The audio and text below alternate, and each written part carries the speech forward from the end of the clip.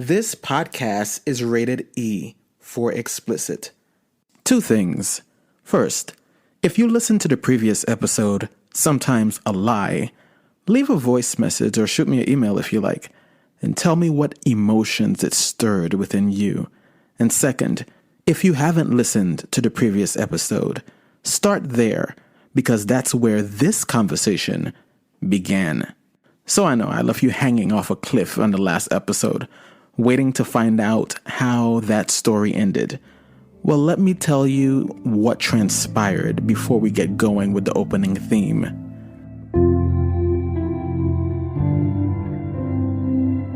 As I stated before, this young lady I went to church with back in the day confided in me that she was being molested by her foster father, who at the time was one of the ministers in the church my mother and I attended.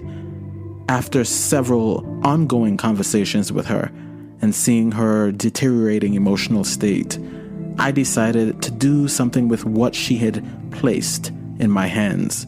I informed the pastor about what she had told me. After that, their lives were turned upside down, as she feared it would be. Her father was removed from his position as minister, and I never saw them again after a couple Sundays. There was enough anger and blame for what had happened coming and going from everywhere. What that young lady didn't know was that I had a similar secret to share, and because of that, a similar burden to bear.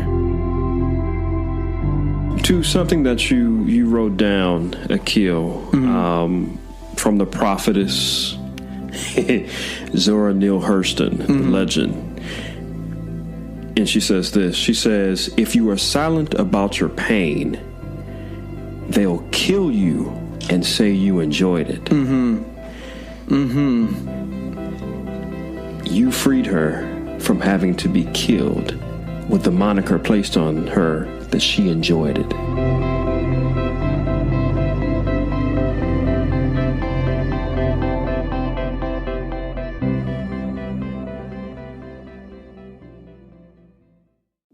You met me in the midst of many things.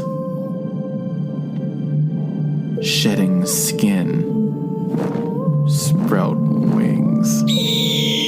Looking at life as a spiritual being through a human lens. Having conversations with God about so many things. This show is your invitation. The poet God is the conversation.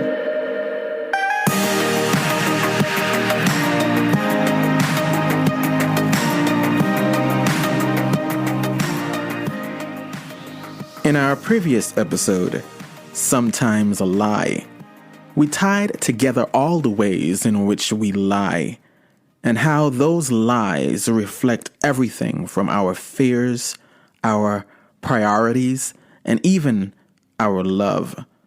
After listening to Maya Angelou's poem, We Wear the Mask, I started to also see how our lies, however colorful or white or little they are a type of mask that, as she beautifully illustrates in this poem, we sometimes use for survival.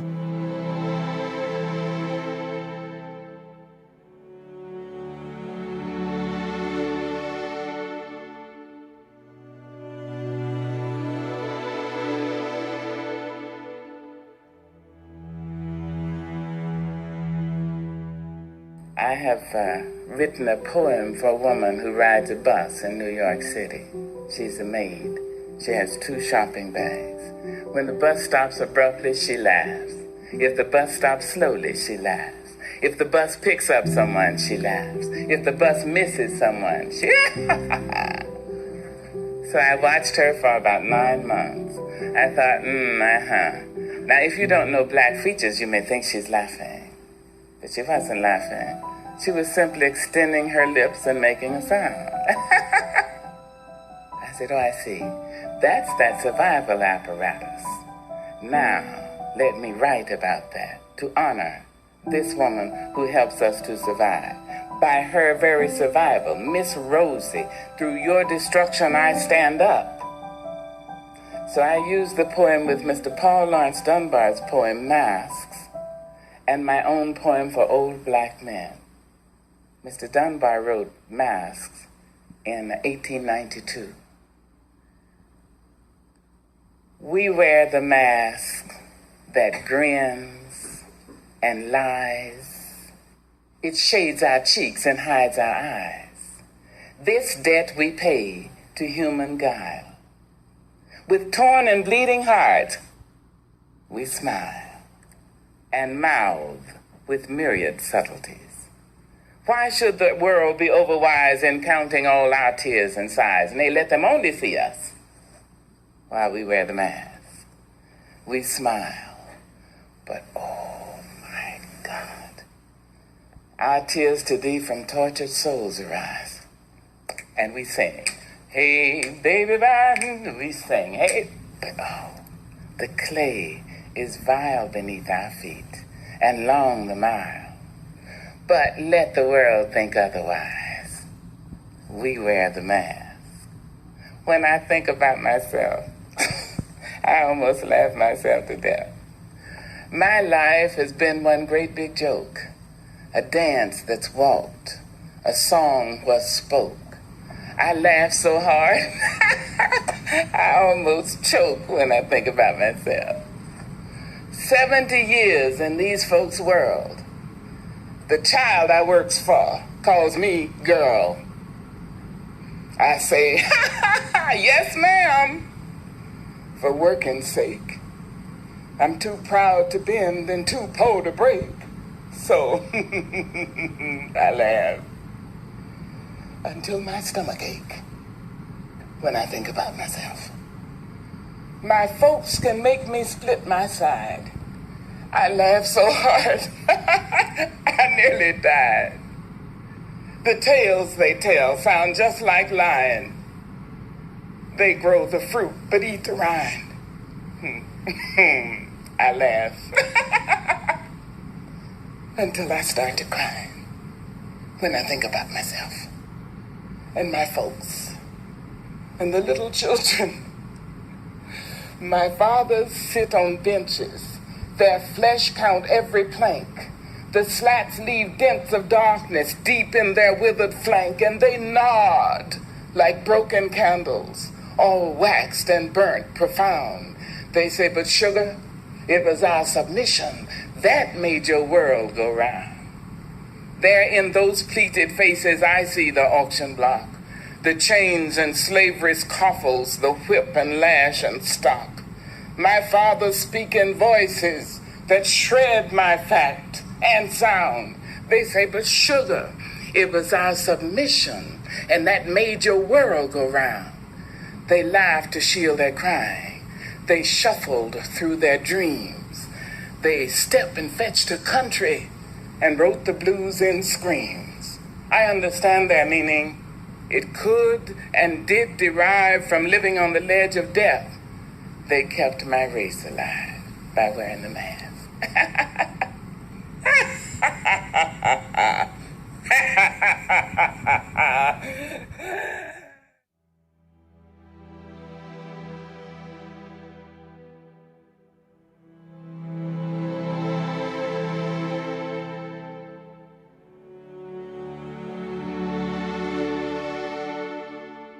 We wear the mask that grins and lies. It shades our cheeks and hides our eyes. So lies can look like survival and submission as well. It was our submission that made your world go round. We'll be right back after these messages.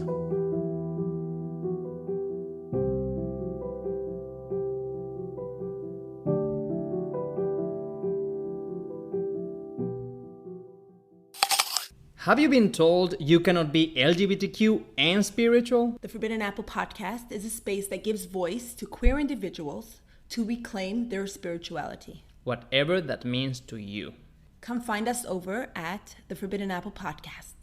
I am Melissa Weiss, and I grew up in an ultra-Orthodox Hasidic Jewish home, which was very, very religious. I am Pelayo Alvarez, and I grew up back in Spain, also in a very religious Catholic environment. And now we explore what spirituality means to us as out and proud queer individuals. Come join us on all streaming platforms.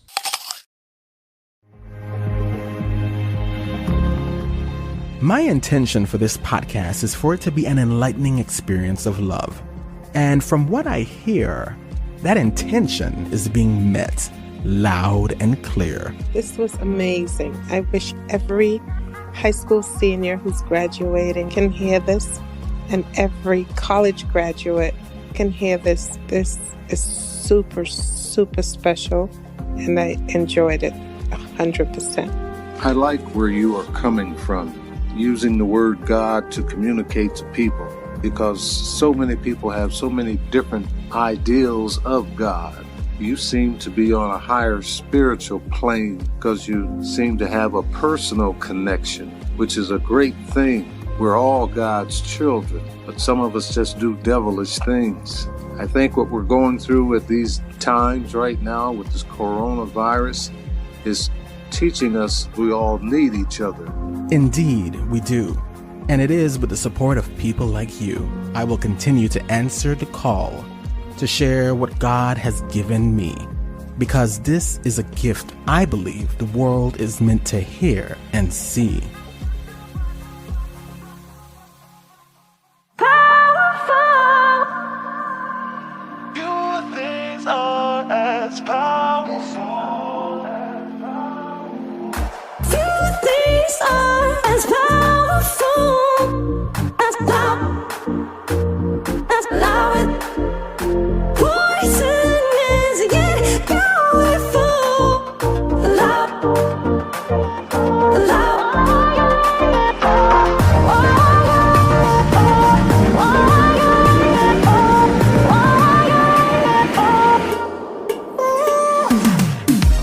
As we continue the conversation from our previous episode, Sam issues a challenge to us that forced us to revisit the idea that to lie, or a lie, always equates inauthenticity. Whatever you consider a lie, you get 2 of those. Only two? Only 2 for a week. And it's only 7 days. It's only 7 days. You can't be authentic for 7 days. And it could be like, because I believe that I've worked around coworkers that don't look like me. Mm-hmm. And they can be very authentic within themselves and with us. Why can't we be just, and it can be like, do you feel like doing this? Not really, but I will. It's another conversation. That's a conversation about privilege. Oops. Yeah, I agree with that part, but I do think that you have a really good point about taking an opportunity to just try, right? To be better. Yeah. Right. But I still feel like as we go back and look at that song again, sometimes a lie is the best thing. So what about writing down your lie? But when you lie, knowing... You mean just being able to basically be accountable for it? Be conscious of it, because I sort of believe... There you go. I sort of believe that sometimes we've gotten into a point where we're not even conscious about the lie. And that's why I asked. Self-awareness. Like, when was the last time you lied? Self-awareness, sir. And You're right. And to that point, I do practice to be conscious, generally speaking, whether it's about lies or truths. Yeah, and that's one reason why I could tell you that right before I left home, because I am very conscious of it. Because for me, if I'm going to lie about something, I am actually making a decision. Right. And I think because I'm a very thoughtful person anyway, so I'm thoughtful about the things that I do in general, and I'm thinking about why I'm doing it. That's just me checking in with me. I'm not a thoughtful person. I'm super reckless. I'm real raw. I know, but now I'm thinking, gosh, maybe I should try this for a week and see how it goes. I'm curious about something that Calvin said in regard to the when you guys were talking about the Jan Van Sant Fix My Life story, and you mentioned that you would rather not know if someone was cheating on you. Mm-hmm. So I'm very curious about that. I'm very curious as to what exact, is it an element of protection? Are they protecting you or? But I think it's exactly what we said before, is that as long as it's not something I have to hear, then I don't have to deal with it. When the moment I hear it, I have to deal with it. And it's something that I'm choosing to say, please give me something so I don't have to worry about that. So do you guys think that a lie is also told to oneself on a regular basis? Because not only don't we have to deal with something, we can avoid it at all costs so we don't have to process it in our minds. Lies are like drugs. Meaning? Which is why I need more than 2 a week. No. That just reminds me of the line in the song again, bringing that back. Where we were, sorry, let me try that again. That reminds me again of a line in the song where it's like the things you'll do and say, about your, keeping your life less mundane, right? You actively do things all the time, where you're putting yourself in this box. You're keeping yourself in this box because it's your box, and it's more comfortable when you do that.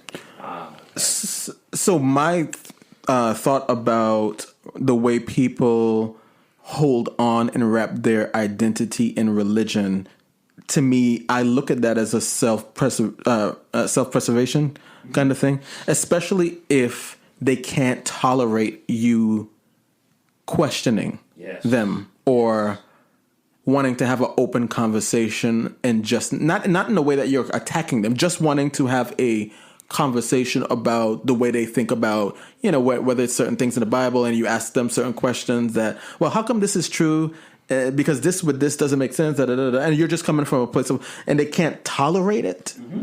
That to me says to me that their identity is so wrapped into the idea that they've been indoctrinated to, that they can't take you messing with that. And so whatever the fiction is that's there, and you can argue about how much of it is fiction and how much of it is not, but whatever the fiction is that they're wrapping themselves around is protecting them, their foundation, all the ideas that they were given and that were attached to all of that, what their parents gave them, everything, all of it is connected into that story, that single story, and they cannot have you messing around with that, not even a little bit.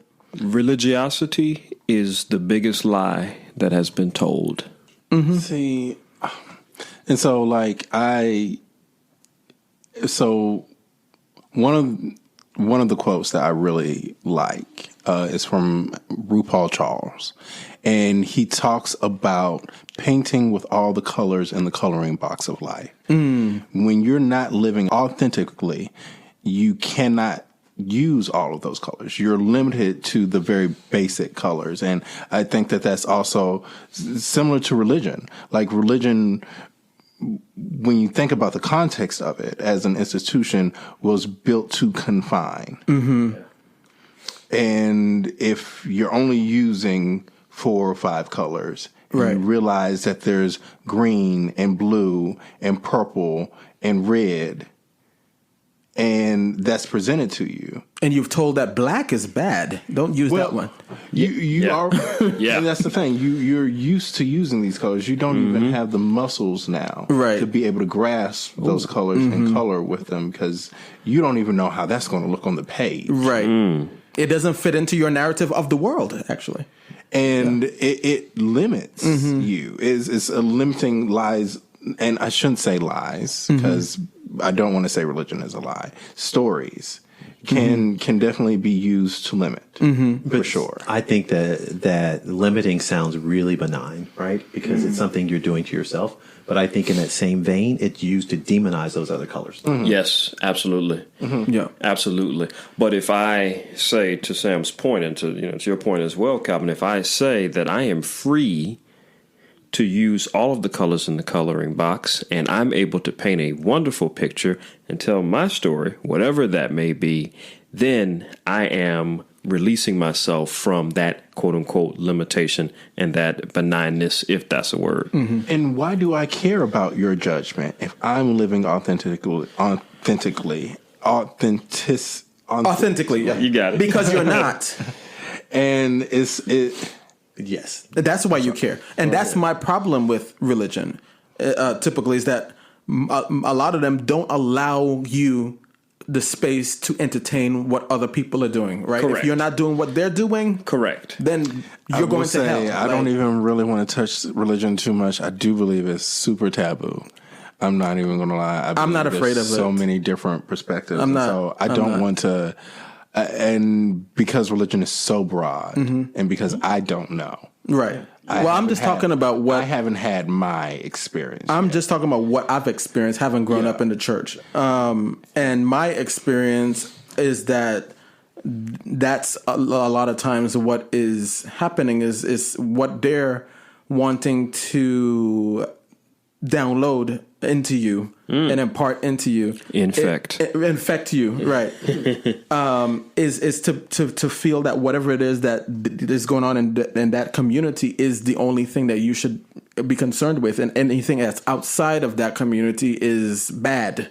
Yeah. It's of the devil. It's worldly. It's this and that, and some of us have, thank God, grown up out of it and have a more broader thought process and have heard other stories, other people's stories, and realized that, well, there's another world out here. There's many people's single stories, and not only, well, for me personally, the experience wasn't about necessarily the stories that I've heard, but it was the love that I felt from other people of different backgrounds. That I went to a very diverse high school, and so my church's teachings on Sunday and me going to school on Monday were clashing every time I hit that school door.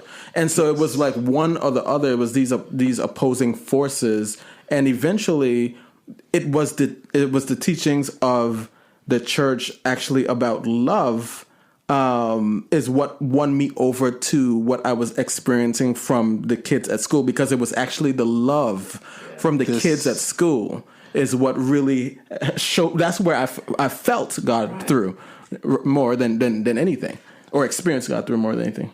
Real quickly, I want to tell this story real quickly. So you guys know this. I got infected with COVID back in end of June, early July. Yes, no. I'm joking. And it was a traumatic experience. I thank God that I was able to come out of it. So anyway, I told you guys the story, at least I think I did. So my uncle, who is a deacon at the church and very religious, quote unquote, and I'm to your point, Akil, he calls me. And, he says, he did. He says, AJ calls me AJ, Aaron James. He says, AJ, so have you been out doing things? And I'm like, well, what do you mean? He said, he transitioned. He said, have you ever read the story of Sodom and Gomorrah? Oh. And in my mind, and I told Akil this, and I'm thinking, I laughed about it. And, in my mind, I'm thinking after, we hung up, because I said no, and and that was a lie, because I did actually read the story several times, and so on and so forth. He says, yeah, why don't you read the story of Sodom and Gomorrah? Now, you're telling this to a person who had just contracted COVID, right? Fighting for their life. Right. And again, to that extent, I wasn't fighting for my life. I just had mild symptoms of COVID. And so my point is, when I'm hanging up the telephone, I'm like, this motherfucker literally said this, right? And so I'm thinking, so there's no love in that. There's no God in that statement. No compassion. No what the compassion. Fuck is your humanity? Right. How do you have Christianity but no humanity? Exactly. And so my point is that when we talk about lies and truths and stories, what I got from that is the lie that he has been told, because he thinks he knows what I'm doing. That's the reason why I caught COVID. And at the end of the conversation, he says, don't hurt your mother. I don't want you to hurt your mother. And again, that is the lie that religiosity, not religion, religiosity has told people that we're going to hell. The bad things are going to happen to us because of what we practice, what we think. And every bad thing that happens to you is because of... I want you guys to take this into context, though, because this further illustrates to me the importance of words, the importance of stories, because how old are these stories that these people are like? And this goes back to origin. When you lie, when you tell, when you speak, it travels. Right. And once it's repeated, it can change. It can take on a new form. And so when you think about the concept of what Jesus stood for, what he was teaching, is completely different than some of the sermons that we get today. And it's because that story has changed. Has it? I mean, well... No, I'm saying so much. And several times. But I say that to also caution us, because if you start off with a lie... If we look at Jesus and think of him as truth and we see how far it has gone, imagine if you start off with a lie. How far will that go? Like, if we go back to the movie, it literally culminated with someone being run over by a car for something that didn't even need to happen. Didn't even happen for a cause that didn't even occur. Right. Because it initiated with a lie. The culmination of it was so great. And I could just imagine, like, you know, if someone who had the status of, let's say, a Jesus was living today, wrote things down, and then a millennia from now, imagine where that could be. Yeah, well, I think that history has shown us what it could be in so many different contexts.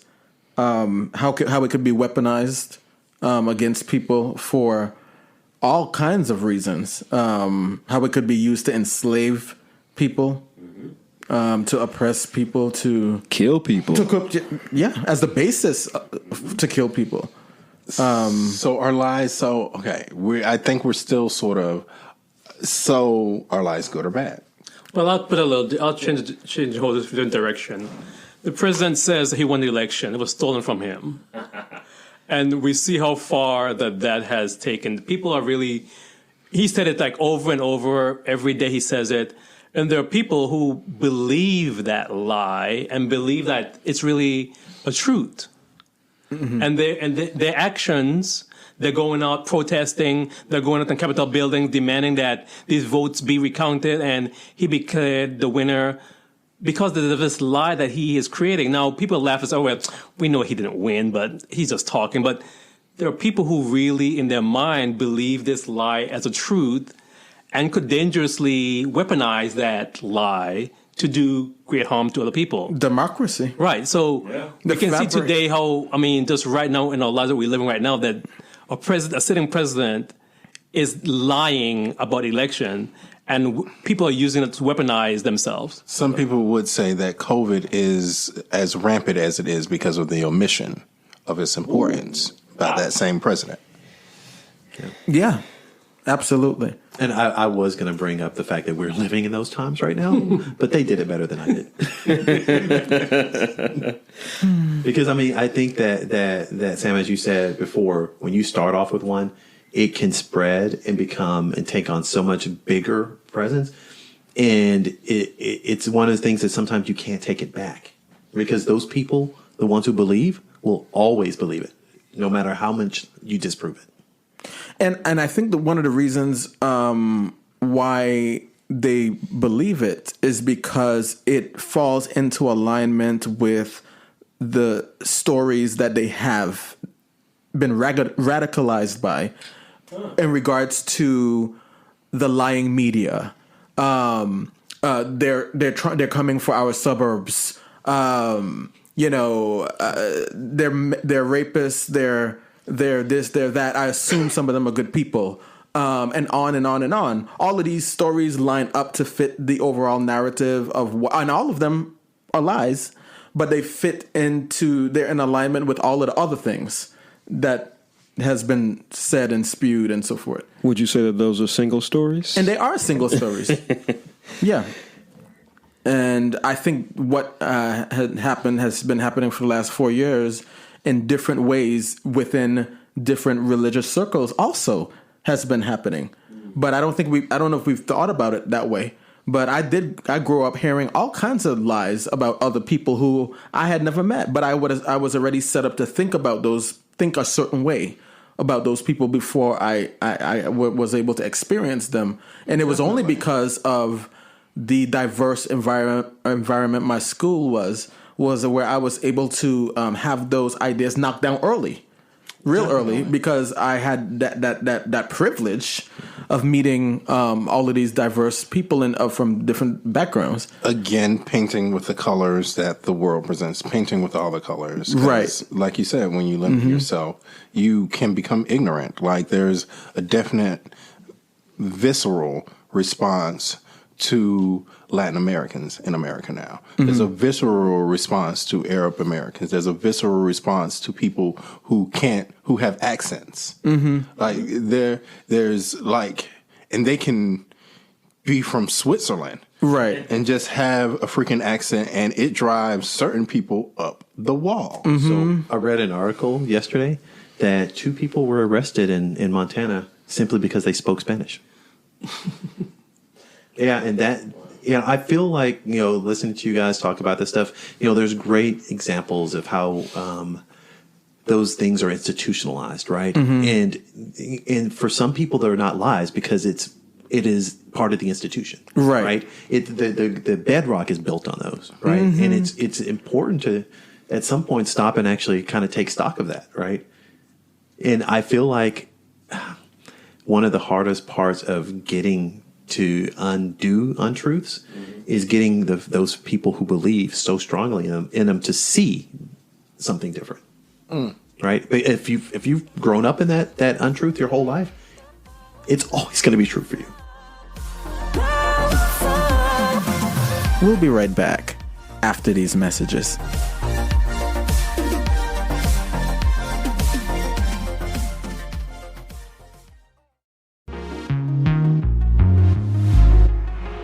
What do your friendships say about you? Are they a toxic cocktail or a healthy brew? We're not talking as much anymore. I'm not calling you anymore. We're not texting anymore. Do they encourage growth, or are they like weeds around your throat? I have had the craziest issues with letting people go because I really believe that people can change. Sometimes people do change, just not with you. Do they enlighten and enrich you, or do they drain and deplete you? Sometimes loving somebody means letting them go. I love you enough to where I'm going to give you the space to transform whatever your process is. I love you enough to recognize that I'm not serving or supporting you in that. I sat down for a conversation on this topic with my friends, who I refer to as the board, to analyze the costs, the benefits, and the profound rewards. But sometimes we get a little off track. That's another conversation, another show, when we drink and the shit we say, or do, or the pictures that we send. I'm sorry. Okay, stay on topic. But in the end, we always bring it back.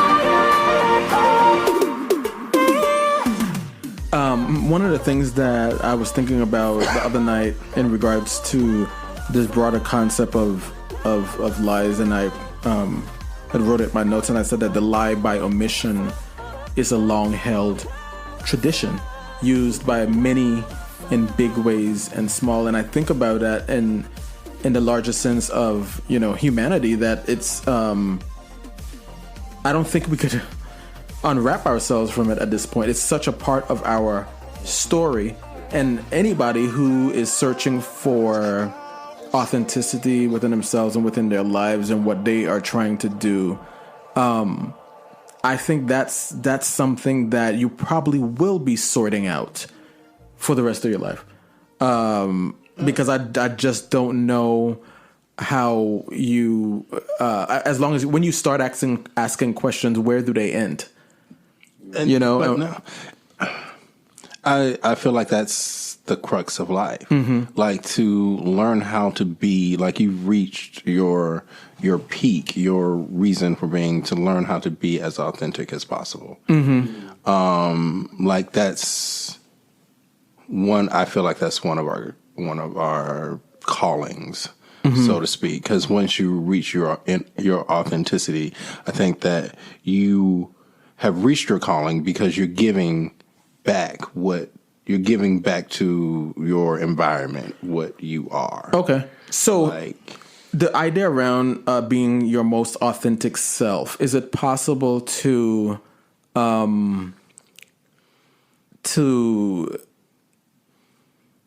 be comfortable with a certain level of untruths, a certain level of fiction, a certain level of lie? Especially depending on what it is, and probably depending on who you are in the story. How does one wrestle with that, or live with that, or define authenticity in a space where It depends on what my bank account looks like at the time. So thinking about that too. I mean, it's slightly different for that because I think that is a hard question to answer. Is like, am I comfortable? But the way I've looked at it is that, I know that there's many untruths out there that I don't have answers to, but I have to continue living. Right. At some point, I might learn that that's an untruth, and I will deal with it then. But the idea that I'm consciously trying to answer all of them is tough. Yeah, and exhausting, I'd imagine. Yeah. Right. Well, because I think it would be stunting, because your whole point is to answer the questions instead of just living. Right. And so I'm guessing one must be comfortable with a certain level of fiction, or maybe lie is not the correct word, but a certain level of not knowing, a mystery, if you will, in regards to what is true and what is not when it comes to certain things. And maybe religion is one of those things, or maybe whether or not, like, bigger questions that people contend with, like whether the Bible is a literal truth or more something that is there for a metaphoric guidance in terms of your principles and your values and how they, all that. So, and I don't know. I mean, I think different people have to kind of contend with where they land on that for themselves. I don't know. I don't know. I don't want to be comfortable with the lie. Like, maybe I'll live with it, but I don't want to be comfortable with it. I want to be uncomfortable so that way I know that I know that, because sometimes when you lie so much, it becomes part of you and you think it's authentic to you, but it's not. So I want to be uncomfortable to the point where I know it's not a part of me, but it's my truth that I've decided to live with it. Okay. Like, that is, I'm deciding to live with this, knowing that this is not the authentic presentation of what it needs to be. I do believe that there are many truths that it's too much to ask people to carry, and to those people, I say let them have their fiction, because I don't think that they can survive otherwise, and I don't think they can. And maybe that's not for me. That's not for me to decide. But if within my circle, with those who I must make those choices with, I'll make my decisions concerning those people. Like on an individual basis? Yes, on an individual basis. So hierarchical of you. Well, as it concerns the hoi me. polloi. So along those same lines, I always tell people that there's nobody who really knows all of me. Right. Like, everybody gets a curated story or portion about me based on what I think that they can handle. right? Mm-hmm. Now, I'm sending this book back. part of it though is that part of it is the point we brought up about being do you respect people to tell everyone. Sometimes it's not for me just about how much I respect that person, but about having watched, dealt with them, and saw what their life structure is. There are certain truths that they can't handle, especially about me. Yeah. Right. And on the flip side of that too, I mightn't be able to handle what you do with the truth I give you. So that's the other reason I might deny you of it. Right. Yeah. So. Yeah, it's an interesting thing, but I feel like we all do it to some level. I think we do. I'm going to work on it, Sam. Yeah. I just say for a week. I feel like we are friends enough where we see each other regularly enough. And I think in a week, that's, I think, a good litmus test, a good time period to just try and be a better person. Okay. So I have one question though, and this is along those same lines. And I'm sorry, it just came up out of my head. It was like, but I have to work, right? And sometimes, I mean, you just mentioned about we're good enough friends, but this isn't about just to each other. Mm-hmm. If you're going to truly do it, you have to do it everywhere. There is a reason why I don't get on Zoom calls until they know me. I mean, in terms of like showing my face. That is that live omission. I need for them to respect me by my voice first before they say, "Oh, it's a black guy." Mm-hmm. It's a very big deal for me, right? So that's one of those omissions that I do on a daily basis. And you damn justified in doing it. Yeah. Well, I've had the other side, so yes. Right. It's almost 2021, and you're saying that in almost 2021 that you cannot, I won't say cannot, you choose not to let people know that you are an educated black man. Or an educated man who happens to be black. Yes, yes. Because you got to worry about whatever single story they've heard and how they're going to treat you regarding that single story. But how do you affect that story without being authentic? How do you change? But he's not saying that he doesn't eventually. So he's just saying, he's just saying that he has to manage how he does it. That's how I have to start. So delayed truth. Yeah. I mean, it is a delayed truth. But see, it's still an untruth if we were talking about omission in that case, right? Mm-hmm. I will. There does become a point where it's unavoidable, but for me, people's unconscious bias is so strong, and because we all have it, we all grew up with it. We're all socialized in a certain way. Mm-hmm. I just happen to be aware that the way certain people are socialized does not benefit me. Yes. Mm-hmm. Yes. And so that's real. So for me, omitting things, at least for a while, works. When we return, we take a deep dive into The Lie, the Amazon original Prime movie we all watched together before the recording of this episode. We'll be right back after these messages.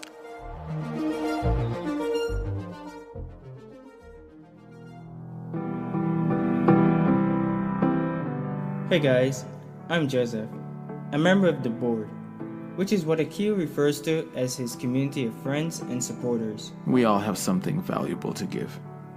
And sometimes it's as simple as giving someone else a reason to live.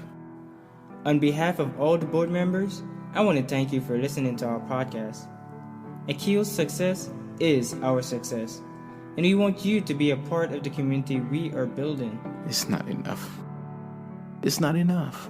Because you are the very foundation we must build it on. It's not enough to tell people that they matter. We have to show them. Like my friends showed me. So tell a friend, leave a review, and keep in touch. We want to hear from you because it all matters. Just as you do.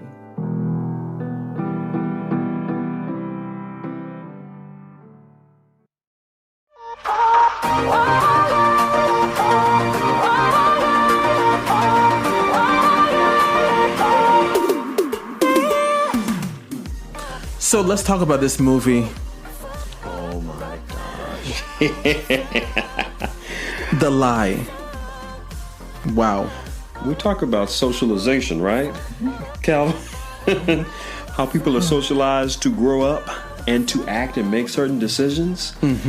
Oh, Jesus Christ. Go ahead. You mentioned earlier about privilege, right? And I feel like when I was watching that, just there was a lot of that going on. There was a lot of privilege being thrown around. There was a lot of privilege being thrown around. It was being thrown around like, dollars. Let's get you started with that, Gary, since we've been talking. Let's let you start about the movie. Did you like the movie? Where do I start? I'm still having emotional issues surrounding that movie because it started out being the purpose of it was a prank story that snowballed into cops getting involved, into a supposed somebody being pushed off a bridge and supposedly dying, and then the father getting involved, and then we ended up somebody actually losing their life because of a prank, because a child wanted their parents to be together. Can we just start by the bridge? I think if I was her father, the rage, because that's what it would be at that point, rage of knowing that your deception went so deep to watch me suffer with the thought of who you had become in that moment when you pushed that girl off the bridge. And you allowed me to think and sit and stew in that thought to a point where I feel it so viscerally that even though it's not true, I can't unfeel that, and I can't unhave that experience. So back to privilege for a second. I felt like that was the first real instance of real privilege. Yeah. You could say that and lead your parents, your dad in this case, specifically to believe that because you knew that he was going to protect you. But so my question would be, isn't that instilled instilled from a parent to a child? Oh, absolutely. Isn't so? I mean, I would hate to say this, but you got to look in the mirror at some point and say, this is what I raised my child to be. A person who could lie to me that way? That goes to that extent to lie to me and doesn't trust me enough to tell me the truth. Now, granted, it wouldn't have been a movie. We know that they wanted to make money. Right. But if we take it out of context, that's the point I'm trying to make. You didn't instill in me the value system, the authenticity, the colors, in order for you to talk to me and us to have a conversation about this particular situation, your friendship, so on and so forth. And it's interesting that before they got to the bridge, they were showing us in two different scenarios with the two different parents being divorced, the ways in which they were asking her to lie. Very true. Well, remember she was saying that you didn't know he was coming, right? Right. And he was like, yeah. But also too, I was thinking back to when the daughter was with the police and she told a story about her friends getting bruises on her face, and then the investigator is asking her, did your friend ever tell you that her father hit her? And then she paused and her water came up in her eyes, and then she's like, yeah, she tells me he beats me many times. And then when they left, her father came and said, did your friend really tell you this?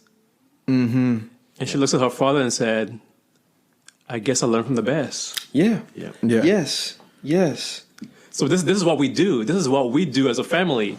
So this situation is not new. This is what we do as a family. We lie to each other. We do all this stuff. We manipulate each other. So for her, it was nothing new for her to do this stuff because she either had seen it from her father or from her mother. This is something that they did as a family. So, yeah, I patterned myself from you. So you know what? Now that you put it that way, I feel a little bit differently about it because what I'm thinking about now was her feeling that she would have felt justified in lying to them to that level in that way because of all of the lies that they had asked her to perform for their benefit when it benefited them, right? And now she was doing it to benefit her, for her purposes as she saw them, for her benefit. That's a great point. I 100% agree with you on that one. But this lie was so strong. Which lie? There was so many. Yeah, that's true. That's true. Yeah, but no, I feel like that there is a difference, just as we talked about before about, when I brought up the whole white lie thing, there's a difference between telling something that it may be on the edge, but this is something that is really consequential, Right. This is a big capital L lie. Yeah. Covering up a murder that didn't really happen, but we could act as if we were covering up a lie because we could do it. Just so you can see your raggedy ass boyfriend. Right.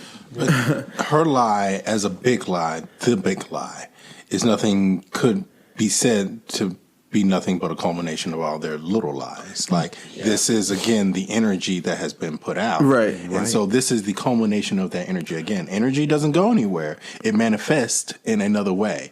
And so now it has manifested in her form. The other thing too is that maybe her blindness to the consequences of her lie is in direct proportion to the way that they have pacified her and they have protected her, and like the mother said to the dad that you always let her get away with. Correct. And so now here she's taking it to a whole nother level that they wouldn't have never imagined. But they've pacified her with all the little lies, with all the other things, the bad behavior. But I the consequences is definitely a thing. And to feed off of Sam's point, you used the exact word that I was going to talk about. Is that all those little lies that led up to this big one? There were no real consequences for those. So maybe in her head she's thinking there's no real consequence for this one either. Right. Right. Because there were no real big adverse effects. Right. Of all those little lies. Mm-hmm. You know what? I mean, the movie is a extreme situation, but there are real life scenarios and situations where parents where kids have done heinous things to their parents.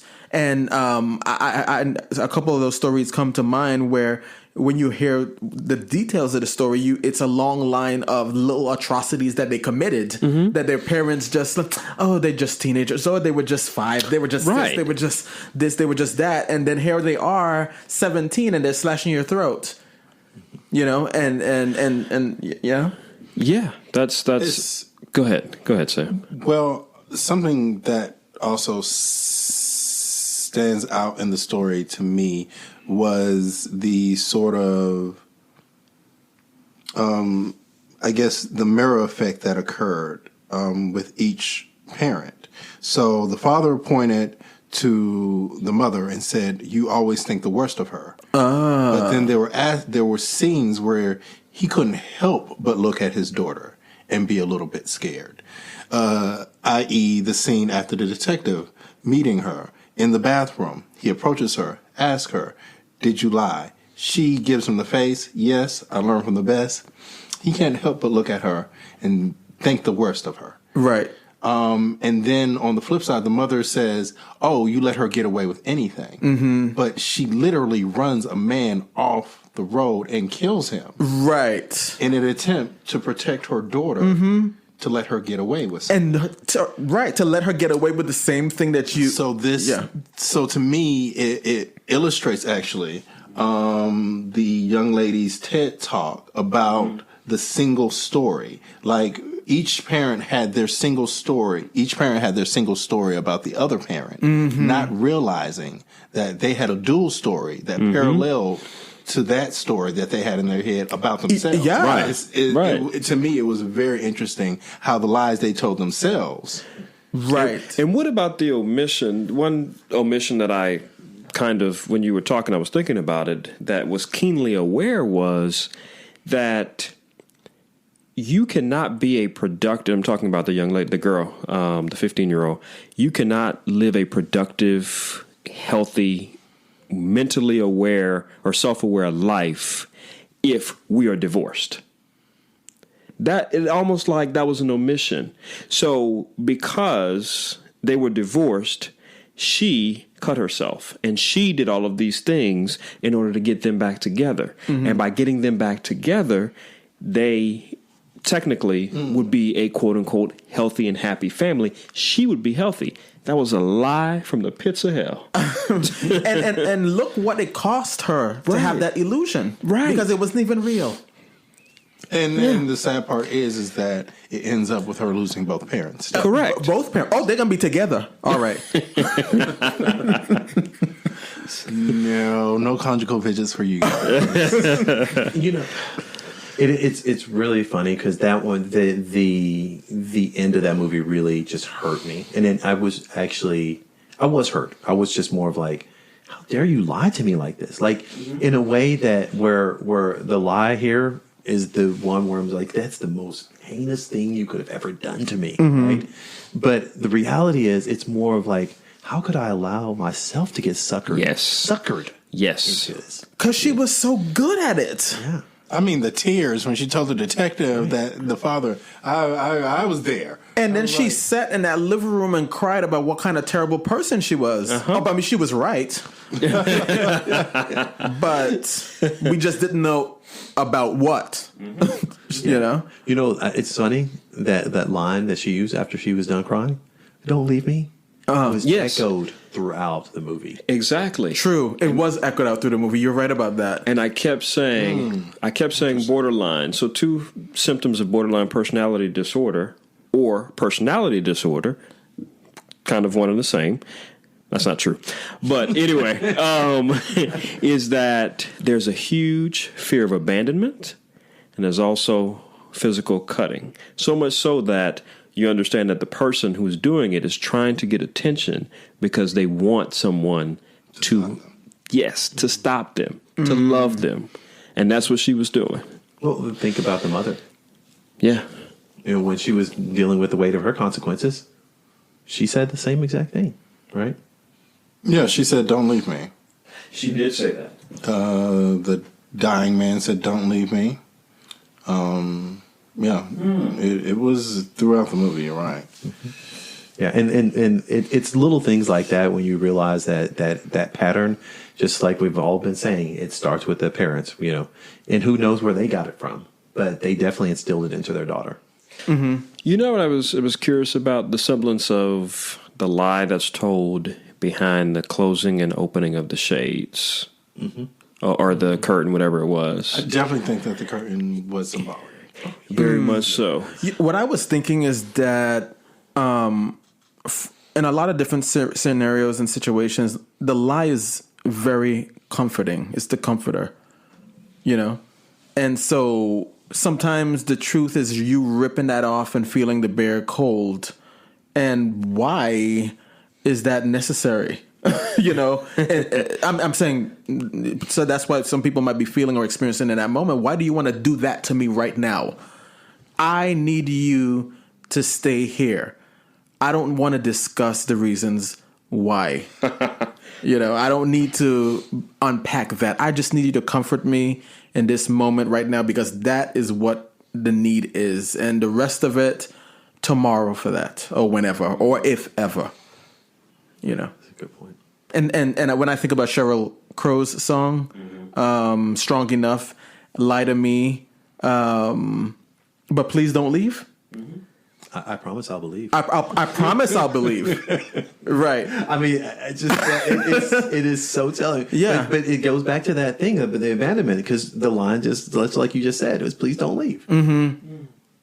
And that's probably another big, huge reason why people lie, is for a fear of abandonment. And maybe, again, going back to the reasoning for staying, is because it's this is the comfort zone, and whatever it's costing me to stay, it's comforting also. You know? So that sounds to me like a self-inflicted lie. That you will tell yourself, well, I'm okay as long as they don't leave me. That sounds like some abusive mentality shit. Yeah. I mean, isn't that the lie that abused women tell themselves to stay in an abusive relationship, or abused men? Yeah. Sometimes. Absolutely. Like, yeah. Absolutely. And to your point, I mean, I hear it all the time that, well, the lie that I tell myself, and I'm paraphrasing, the lie that I tell myself is more comforting than having to tell the truth, Calvin, to tell the truth and experience all of the things that I have to experience if I'm not in this relationship, if I'm not in this particular position, if I'm not doing this, this, and this. I have to experience a life without these creature comforts. Mm-hmm. You know, this is another scenario. It was in a movie that I watched the other day, and the storyline was basically with this young man struggling to take care of his brother, and they were about to lose the house, and he worked for a what do you call it? Those companies that pick up the money from Brinks, the Brinks trucks. Yeah. So he worked for that. The secure. Yeah, he worked for one of those companies, and basically his coworkers had come up with a scheme that they were going to rob, take the truck, take the money, blah blah blah. And he told them when they presented it to him that he didn't want any part of it. He has a brother to take care of. He doesn't want any part of it. And when he was presented with a situation that he couldn't get out of, he decided to relent, and he was like, okay, I'll go along with this if nobody gets hurt. Long story short, they tried to do it. The warehouse where they were doing all of this transaction stuff, there was a homeless guy sleeping in the thing, and he saw them, and one of the guys was like, well, we can't have any eyes. So we have to do something about him. And he tried to get away while they were having the conversation about what to do about him. And one of them shot him. And the guy who said that he didn't want nobody to get hurt, that was a deal breaker for him. And he said, I can't go through with this. And they were like, well, what do you mean you can't go through with it? We are already going through it. We're here, right? And we have to finish what we started, what we agreed to, blah, blah, blah, blah, blah. And he was like, no. I didn't agree to this. Do they kill him too? I didn't agree. Well, and that's where the movie kind of unfolds, right? Where I would have killed him. They tried to, but I mean, I think the thing is that like you tell yourself a lie to get comfortable with entering. Gets hurt. Yes, to get into a situation where you shouldn't be in the first place, and then you find out that, oh God, what did I do? What did I agree to? And then you're in it. And then it's like, how far are you going to go? How far are you willing to go to protect the lie, or are you going to back out and deal with what the consequences from going there? Because right at that point, you're dealing with the cost to go forward, or the cost to go back. But either way, it's costly, right? Because either way, it's costly. Yeah, it's one of those things like you invest in some stocks, they went down immediately, and you're like, what the hell? Yeah. Do I take this loss? Mm-hmm. Or do I take it later? It's rough when you make a decision that you shouldn't have made in the first place. Yeah. I agree. Yeah. When we think about the movie, we think about all of the comforts. Mm-hmm. We saw the comforts of the home that they lived in, or that the mom. Beautiful. 3 levels to the home? I think so. Mm-hmm. So that was beautiful. But then we also see the consequences of the parenting styles. We see the consequences of what adults did that trickled down to the child. And then we also see the consequences that the adults had to face to protect the child. So when we talk about lies, we can't forget how consequences, to bring it full circle, how consequences play an important role in the lie that we tell. You talk about how beautiful the home was, and one of the things that I think about as you talk about that is that I think there is another lie too, that a beautiful house makes a beautiful home. Oh, preach. Preach, Luther. Because I think often you see, just like the way we orchestrate our lives on social media, right? We're putting out the images of a beautiful house. Mm-hmm. But when in fact there's no home. You ain't got no damn furniture. There's no home here. There's no love. There's no peace. There's no joy. There's no satisfaction. But the drapes look good. It's fancy. and all of that. And so there's so many different levels. This is one conversation that I think we'll be having with ourselves for eternity, but at least in the consciousness of it, as you pointed out, Sam, if the more conscious you are about the ways in which these things are deeply woven in and out of your life, that you'll be more informed about the choices that you are making. And even if it's a lie, there's no judgment, right. But you're making an informed conscious decision. Yeah, decision. And this isn't going to be a passive lie. And, yes, and and I'm when you lie, you could be comfortable and secure, comfortable in your deception. And I am going to honestly lie to you. Honestly, Exactly. Right. Oh no, it's a daily thing for me. And I am good with that. I am satisfied with that. In preparation for this episode, I thought a lot about lies in general, the role they play in our lives, how they are used as tools both to hurt others or even help them survive, how they have been used as aids as well as landmines. The lie by omission may be the greatest lie of all.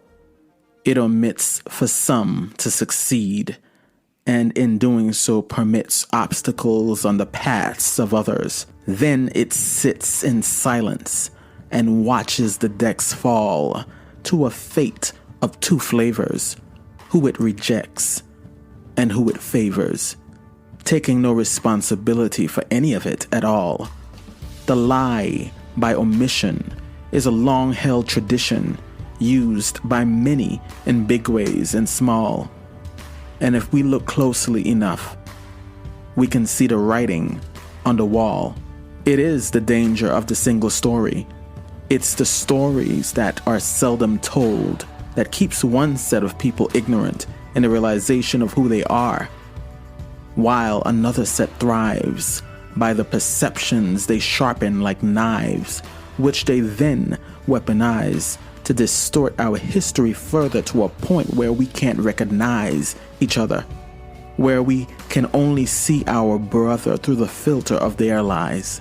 So this hate we have internalized for each other is born in fiction, a lie by omission.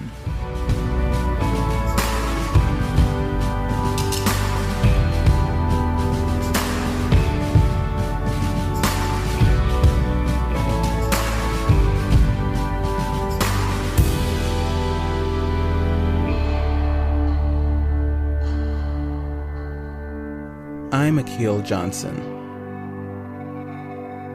the Poet God.